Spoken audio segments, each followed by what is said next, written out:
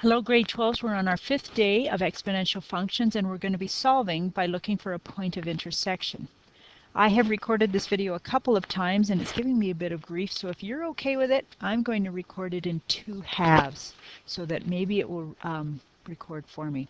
So we have different methods for solving a problem yesterday. Finding the point of intersection between 2 functions is the same as setting them equal to each other and solving.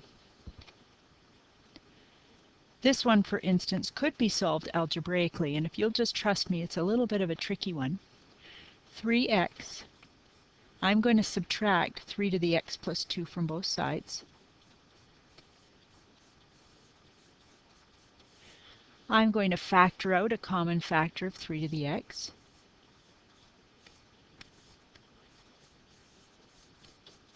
Okay, 3 to the x, there's one of them there, and there's 3 to the x times 3 squared there.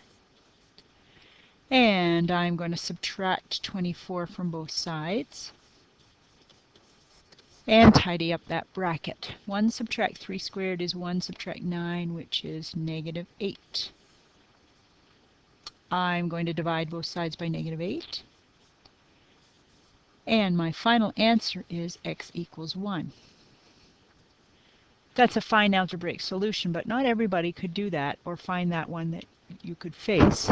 Let's try doing this one using a graphing calculator and finding the point of intersection. To find the point of intersection between these 2 functions, I'm going to type them into y equals 3 to the power of x plus 24. My second function would be y equals 3 to the, and I'm going to put that exponent in brackets so the calculator doesn't get confused. It's x plus 2 is my exponent. Let's hit graph.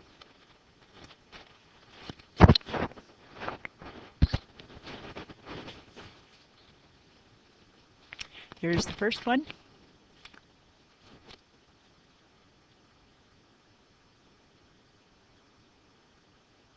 And I don't see the second one. So if I increase my windows, I've just increased my y max to 100 to see if I can see them then. There are my 2 graphs. I can see clearly that the point of intersection is at about where x equals 1. To be sure, the graphing calculator, if you go to the calc button, which is second function, our option for intersection is number 5. So I am on one of the curves, so I'm going to hit enter, first curve. It should jump to the second curve, and it is. It's flashing on the other one. Enter, enter again. And the point of intersection should show at the bottom as 1, 27. So point of intersection, 1, 27. So the solution to this problem is when x equals 1. Second example, if I want to solve for x, 2 to the 3x minus 4 equals 8, I can do it algebraically or graphically. Algebraically, we make both bases the same like we did yesterday. 8 can be written as 2 cubed.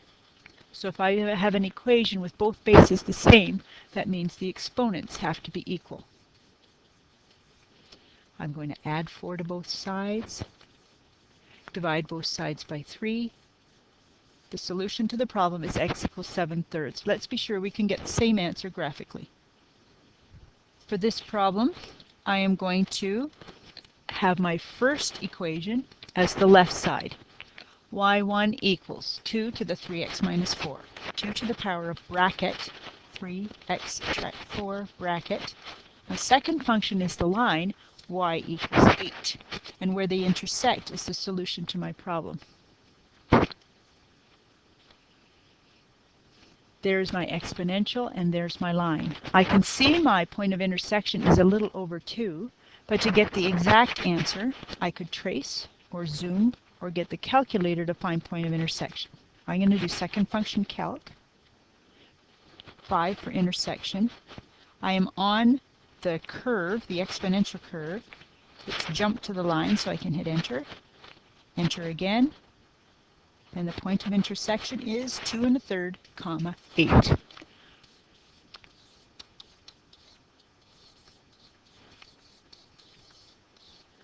2 1/3 is the same as x equals 7/3. We have the same answer. I'm going to record this now and do the second half in a moment.